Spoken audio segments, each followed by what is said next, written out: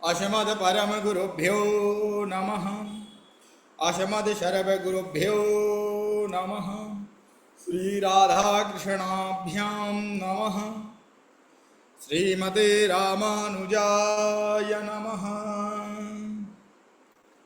लंबोदरं परमसुन्दरैकदन्तं पीताम्बरं त्रिनयनं परमं पवित्रम् ओद्याद्दिवाकरनिभोज्ज्वलकान्तिकान्तं विघ्नेश्वरं सकलविघ्नहरं नमामि। शरीरं स्वरूपं ततो वा कलत्रं यशश्चारुचित्रं धनं मेरुतुल्यं मनश्चैनलग्नं श्रीगुरुरङ्घ्रिपदमे ततः किं ततः किं ततः किं ततः किं नारायणं नमस्कृत्य नरं चैव नरोत्तमं देवीं सरस्वतीं व्यासं ततो जयमुदीरयेत्। जयति जयति देवो देवको नन्दनीयं जयतु जयतु कृष्णो वृष्णवंश प्रदीपः जयतु जयतु मेघा श्यामलः कोमलांगं जयतु जयतु पृथ्वी भारिणाशो मुकुन्दः कृष्ण त्वदीय पदपङ्कज पंजरान्ते अद्यैव मे विशतु मानसराजहंसः प्राणप्रयाण समये कफवातपित्यै कंठावरोधर स्मरणं कुतस्ते बरहापीडं नटवरवपुः कर्णयोः कर्णिकारं बिभ्रतवासः कपिसंवेजयन्तीं च मालं रन्धानवेडोर्धरश्रुतयः पूरयङ्गोपवृन्दैर्वृन्दारण्यं स्वपदरमणं प्रादिशद्गीतकीर्तिम् करारविन्देन पदारविन्दं मुखारविन्दे विनवेशयन्तं वटस्य पत्रस्य पुटीशयानं बालं मुकुन्दं मनसा स्मरामि। रामाय रामभद्राय रामचन्द्राय वेदसे रघुनाथाय नाथाय सीताय पतये नमः। अंजनानंदनं वीरं जानकी शोकनाशनं कपीशमक्षहन्तारं वन्दे लङ्काभयङ्करं मूकं करोति वाचालं पाङ्गो लङ्घयते गिरि यत्कृपातमहं वन्दे परमानन्दमाधवम्। भक्त भक्ति भगवंत गुरु चतुर नाम बपुए इनके पद बंदन किए नाशत विघ्न अनेक। बोले गुरुदेव भगवान की जय। भागवत महापुराण की जय। सुखदेव भगवान की जय। अनंत कोटि ब्रह्मांड नायक अचिंत कल्याण गुणगण निधान सर्वादि सर्वे गुणगण निधान सर्वेश्वर सर्वाधिपति अकारण करुणा वरुणालय अकारण करुणाकारक सकल जन कल्प सारक हारक परात्पर अनंत कोटि कंदर्प दर्प दलन पटियान निर्गुण निराकार सगुण साकार जगदैक बंधु करुणालय सिंधु सच्चिदानंद घन परमात्मा श्री राधा कृष्ण के युगल चरण अरविंद में दास रविशंकर का बारंबार प्रणाम व नमस्कार। सम उपस्थित भागवत भक्त भागवत कथा अनुरागी सज्जनों भक्तिमयी मात सकनी भगनी बांधवो सिया राम में सब जग जाने करहूं प्रणाम योनि जुग पुनि। सज्जनों आज हमारा परम ही सौभाग्य का दिन है जो कथा श्रीमद् भागवत की ज्ञान गंगा कथा में गोता लगाने का अवसर प्राप्त हुआ है। कथा में प्रवेश होने के पूर्व 2 मिनट भगवान श्री हरिनारायण का संकीर्तन करके कथा में प्रवेश करेंगे। श्री कृष्ण गोविंद हरे मुरारे हे नाथ नारायण वासुदेवा। श्री कृष्ण गोविंद हरे मुरारे हे नाथ नारायण वासुदेवा। हे नाथ नारायण वासुदेवा, हे नाथ नारायण वासुदेवा, हे नाथ नारायण वासुदेवा। बोलिए गुरुदेव भगवान की जय, भागवत महापुराण की जय। हमने पूर्व दिवस चर्चा की थी, भागवत के महात्म्य से हम प्रारंभ किए थे, और महात्म्य में जहाँ पे हमने अपने मन और वाणी को बंद किया था वहीं से फिर से प्रारंभ करते हैं। आज की जो कथा है, आज की कथा प्रारंभ होगी यहाँ से महात्म भाग 2 से। तुंगभद्रा नाम नदी के तट पर एक उत्तम नाम का नगर था। वहाँ सुधर्म का पालन करने वाला, सत्य कर्मों के तत्पर, समस्त वेदों में विशारद, स्तोत्र मार्ग कर्मों के स्नातक आत्मदेव नामक ब्राह्मण रहते थे। वो धनवान होने पर भी भिक्षा से निवृत्त अपना जीवन यापन करते थे। उनकी पत्नी का नाम धुंधली था। धुंधुम अज्ञानम कलहम लाती आशा धुंधली, जो सदा अज्ञानता के कारण लड़ाई झगड़ा में लगी रहती है। वह उत्तम कुल में सुंदरी होने के पश्चात भी हमेशा लड़ाई झगड़ा क्लेश करती रहती थी, परंतु सदा अपनी ही बात मनमाने में लगी रहती थी। वह बहुत बोलती थी और अपने कार्य में दक्ष थी, परंतु कंजूस और झगड़ालू थी। इन दोनों पति पत्नी में एक दिन संतान की इच्छा से अनेकों धार्मिक कार्य किए, परंतु जब संतान नहीं हुई तो आत्मदेव बहुत दुखी हुए और एक दिन अपना घर छोड़ के वह वन की ओर चले गए। जब वन की ओर आए तो मध्याह्न होने के पश्चात जब उन्हें प्यास लगी तो वह एक तालाब के किनारे बैठे हुए और बैठकर रो रहे थे। तो वहीं दूर से एक सन्यासी को आते देखा।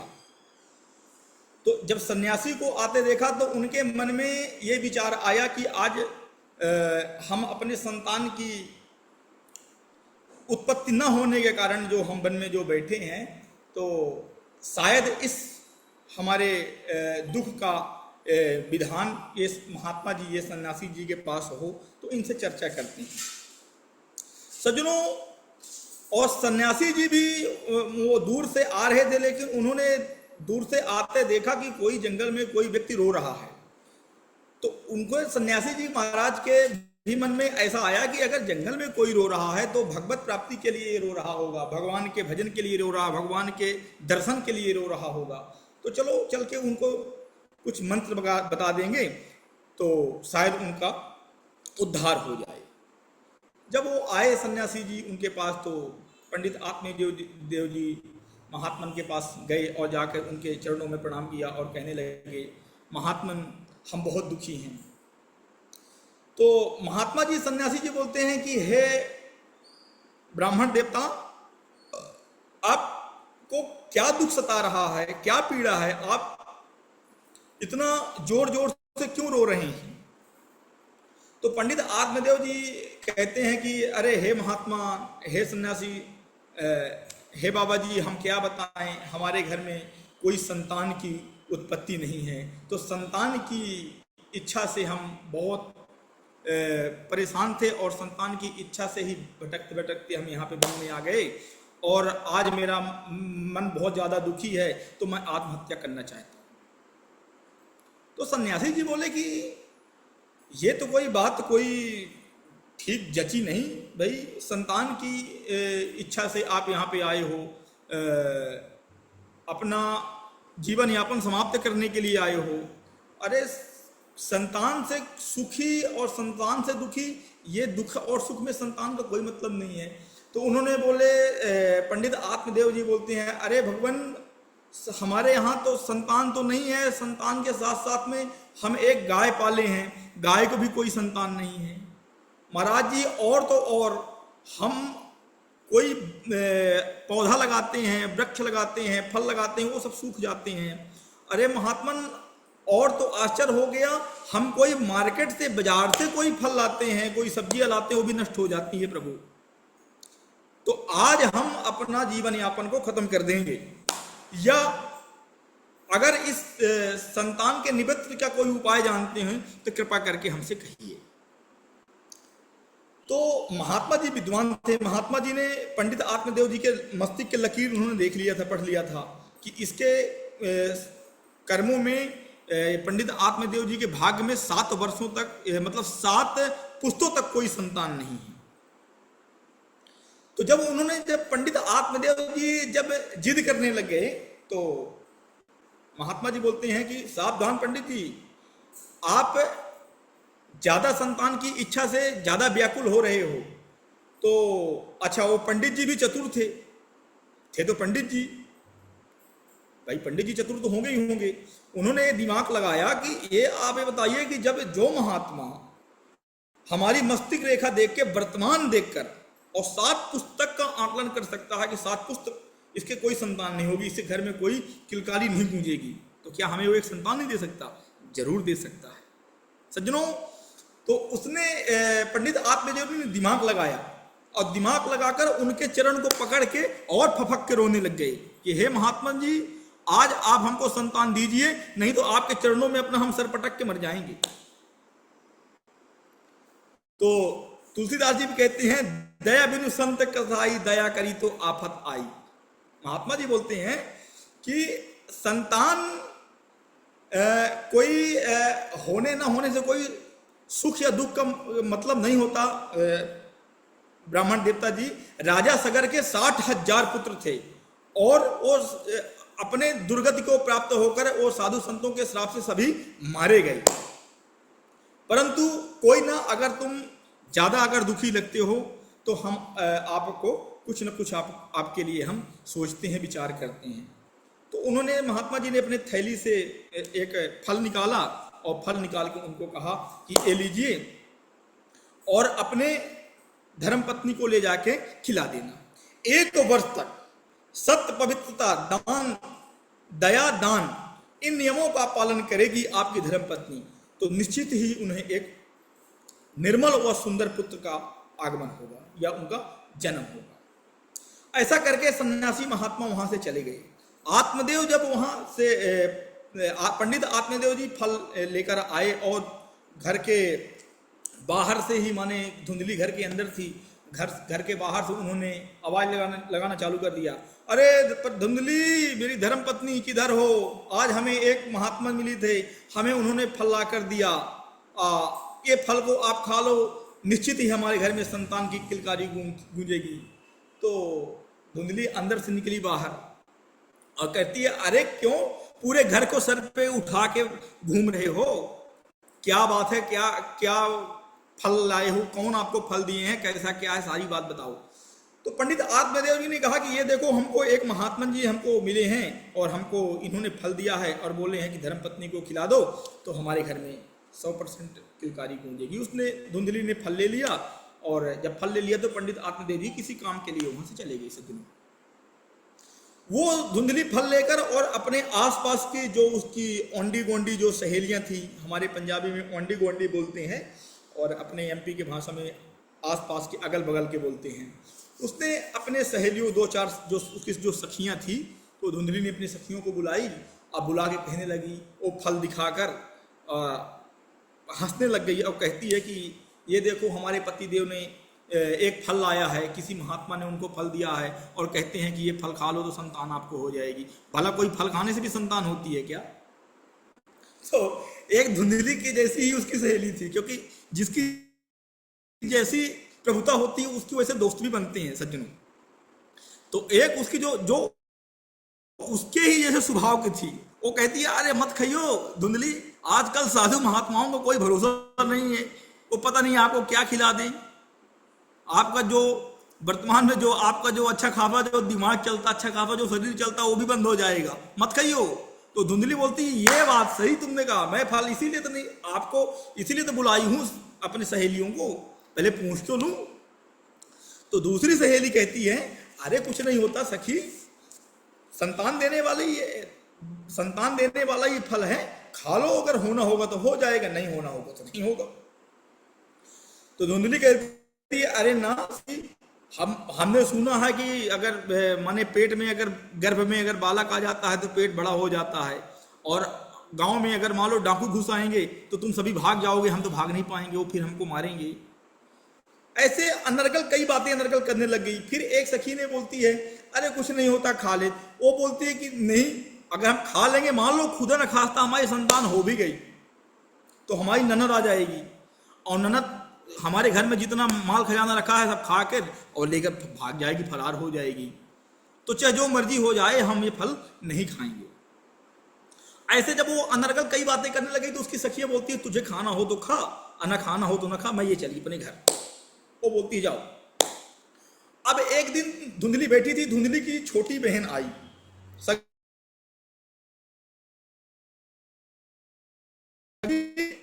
क्या बात हो गई, आजकल तू इतनी कमजोर सी क्यों दिख रही है और टेंशन टेंशन से दिखाई दे रही है, क्या तेरे मन में चल रहा है, सारी बात बता हमसे। धुंधली ने पूरी बीती हुई बात बताई, यही फल वाली बात। तो धुंधली की बहनी कहती है 100% तू पक्की, तूने साबित कर दिया कि तू मेरी सगी बहन है। जो तूने फल नहीं खाया, तूने साबित कर दिया कि तू धुंधली मेरी ही बहन है, तू चिंता मत करना।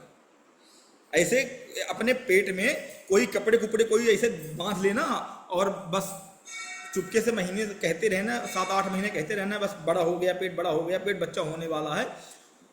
मैं आपको एक खुशी की बात बताऊं, हमारे गर्भ में बच्चा पल रहा है। जब हमारा बच्चा जब जन्म लेगा तो हम तुम्हारे घर में अपने पति के द्वारा तुम्हारे घर में अपना बच्चा भिजवा देंगे, तुम बदले में खूब सारा पैसा दे देना। धुंधली बोली कि हम ऐसे ही करेंगे। और धुंधली की बहन कहती, एक बात धुंधली बहन कहती है कि ये जो महात्मा ने जो तुमको फल दिया है, इसकी भी परीक्षा अभी हो जाती है। ये फल जो तुमको जो महात्मा जी जो दिए हैं, ये फल को ले जाके तुम गाय को खिला दो। जो तुम्हारे यहाँ जो गाय बच्चा नहीं दे रही है, अगर बच्चा गाय दे दी तो ये साबित हो जाएगा कि हाँ वो फल सही था। अगर नहीं देगी तो फिर बात तो है ही है। तू संतान की चिंता नहीं करना, संतान तो मैं भेज ही देंगी। और उसने ऐसे ही की। उसके यहाँ जब संतान हुई तो उसने अपने पति के हाथ से धुंधली के यहाँ बेटा को भिजवा दिया।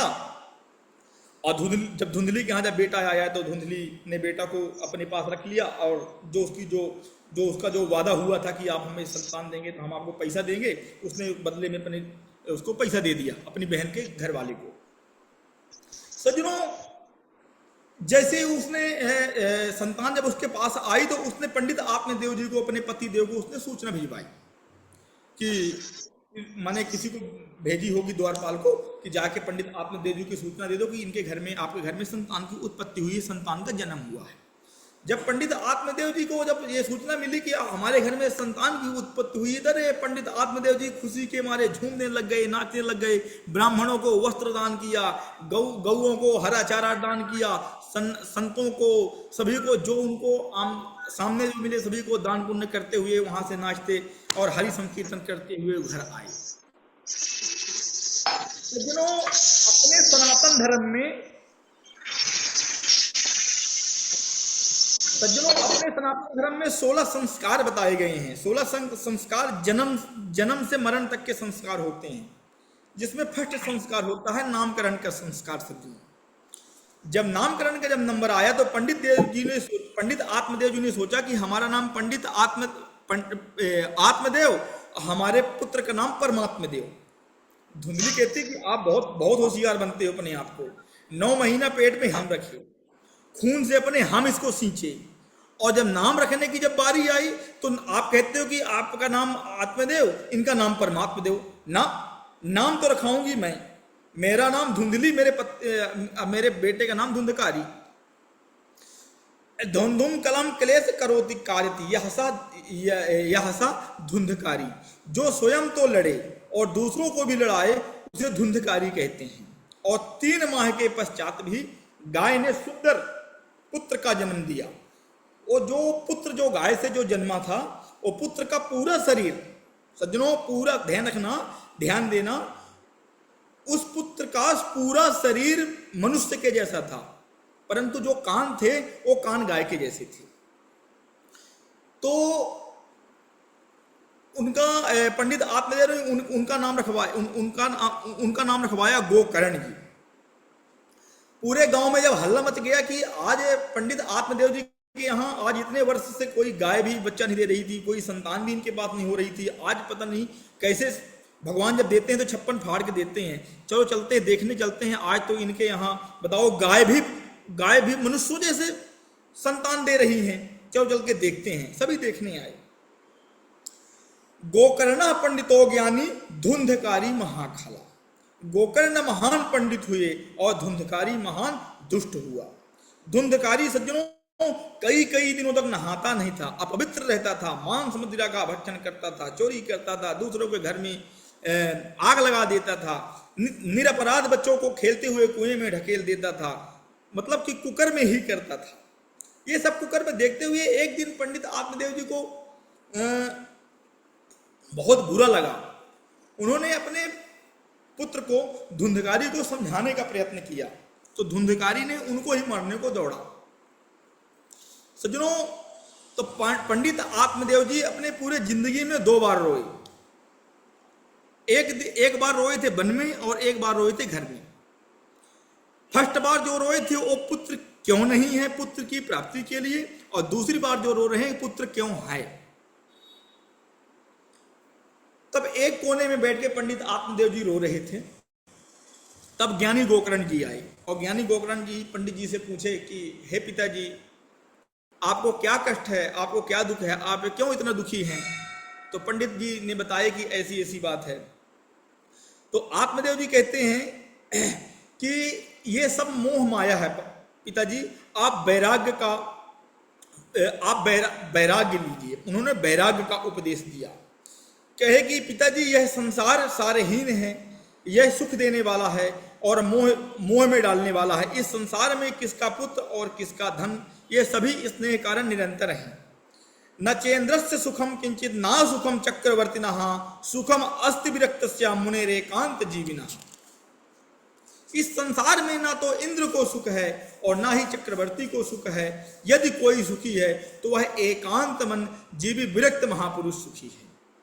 दीन काहे धनवान सुखी, धनवान काहे सुख राजा को भारी, राजा काहे महाराजा सुखी, महाराजा काहे सुख इंद्र को भारी, इंद्र काहे चतुरानन सुखी, चतुरानन काहे सुख शिव को भारी।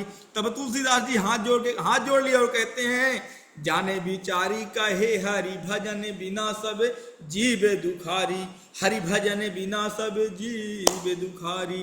कोई तन दुखी कोई मन दुखी, कोई धन बिन रहत उदास, थोड़े थोड़े सब दुखी सुखी राम के दास। सज्जनों, पंडित आत्मदेव जी कहते हैं कि हे पिताजी, पंडित आत्मदेव जी ने 2 श्लोक में, ये जो 2 श्लोक हैं हमारे गुरुदेव भगवान ने कथा में बताए हैं कि ये 2 श्लोक में पंडित आत्मदेव जी ने बहुत अच्छी अपने पिताजी को उपदेश दिया। ये गोकर्ण गीता के नाम से भी प्रसिद्ध हुआ। ये दो श्लोक हैं आगे।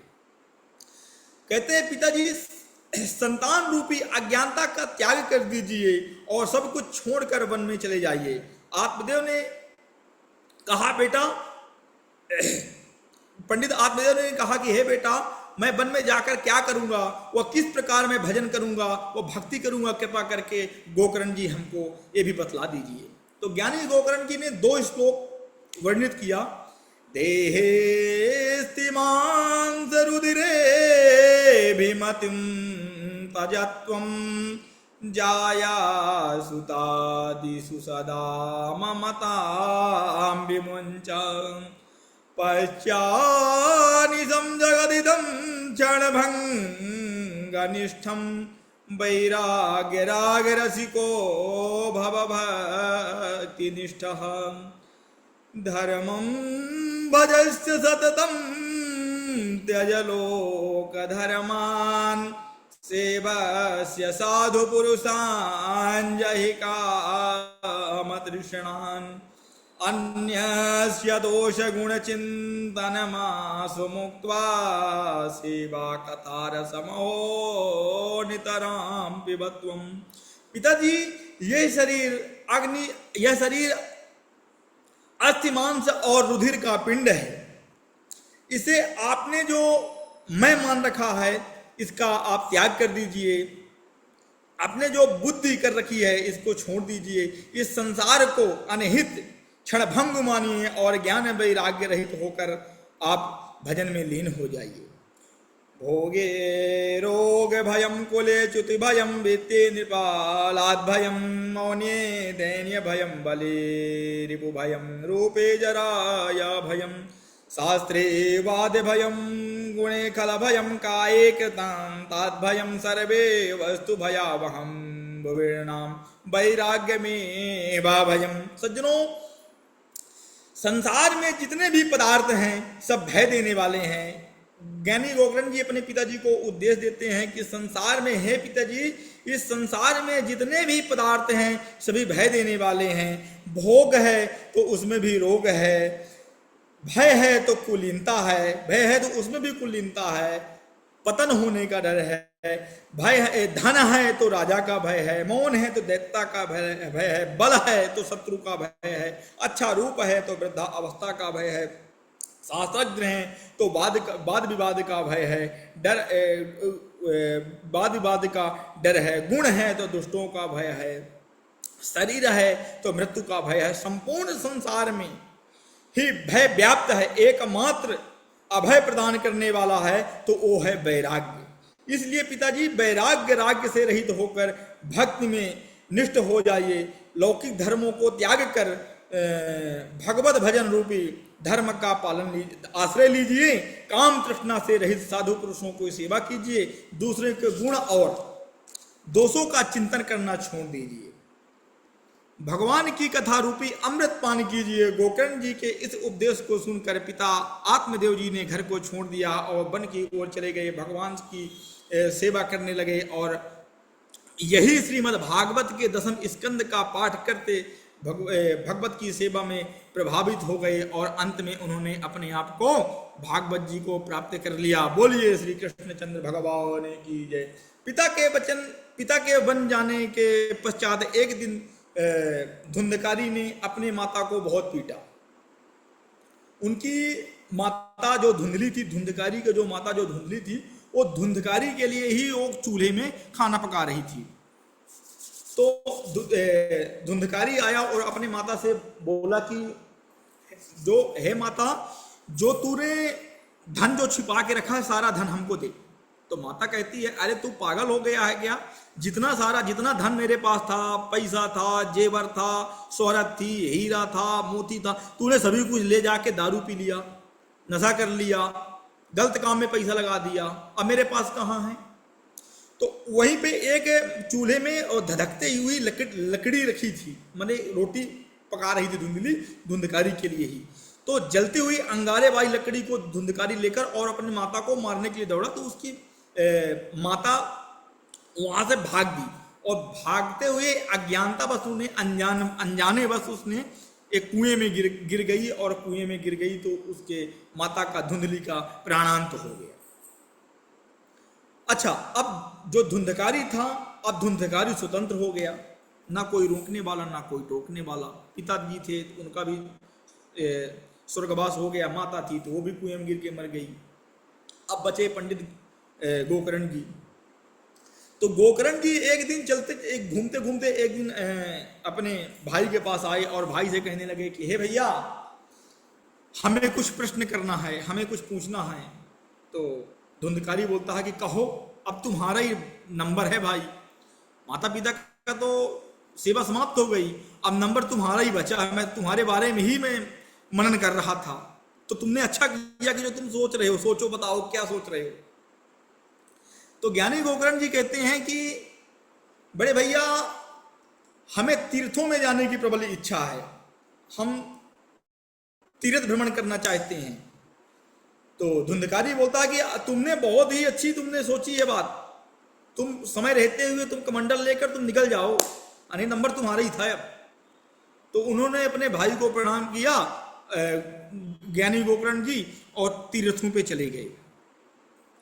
अब धुंधकारी स्वतंत्र हो गया, कोई नौकने वाला नहीं, कोई टोकने वाला। इसने 5 कन्याओं को यानी बशियाओं को अपने घर में बुला लिया, घर में रख लिया और गलत काम करने लगा, चोरी करने लगा। वो तो पहले ही करता था। एक दिन क्या हुआ, सुधामयम बचो याशाम कामिनाम रसवर्धनम हृदयम सुधारंभा प्रिया के नामयोषितम। एक दिन कर्णिकाओं ने, वैश्याओं ने अपनी इच्छा जताई कि हमें वस्त्र आभूषण लेना है। वस्त्र आभूषण में पूरा श्रृंगार लगा लीजिए, सोना गोल्ड लगा लीजिए, वस्त्र लगा लीजिए। तो उसने, धुंधकारी ने 5-5 कर्णिकाओं के लिए वस्त्र आभूषण के लिए पैसे तो उसके पास थे नहीं, तो उसने राजा के घर में चोरी किया, राजा के मतलब कि महल में चोरी किया और चोरी करके वो लाया। कर्णिकाओं ने ले तो लिया, लेकिन कर्णिकाओं ने आपस में ये विचार किया कि 100% एक दिन इसका मरना तय है, क्योंकि ये राजा के घर में चोरी किया है। और जब राजा के घर में चोरी किया है, जब पकड़ा जाएगा तो राजा इसको मार डालेंगे और बदले में हम लोगों को भी कठोर कारावास में डाल देंगे या मार डालेंगे। तो सज्जनों, उन 5-5 वैश्याओं ने आपस में मीटिंग किया कि इसका मरना तो तय है, तो क्यों ना इसको हम लोग ही आज रात में इसको निपटा देते हैं। तो रात में खाना पीना खाने के बाद जब वो धुंधकारी जब अपने बिस्तर पे जब सो गया, तो वो 5 कर्णिकाओं ने उसको वही बेड में उसको बांध दिया। अब बांध के लेह मार उसको चालू कर दिया, उसको विधिवत रूप से।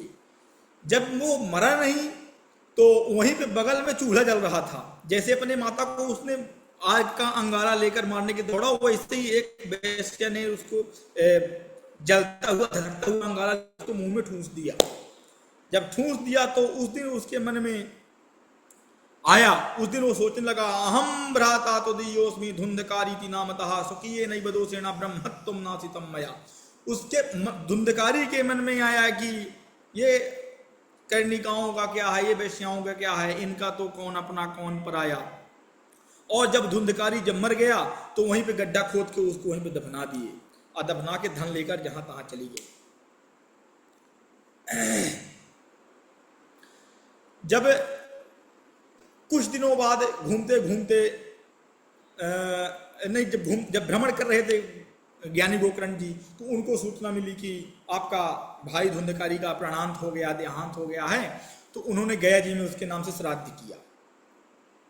और श्राद्ध करने के पश्चात घूमते घूमते एक दिन ज्ञानी गोकर्ण जी अपने गांव आए, और गांव आके वो साधु हैं, तो जब साधु हैं तो अब वो घर के अंदर थोड़ी वो सोएंगे, वो तो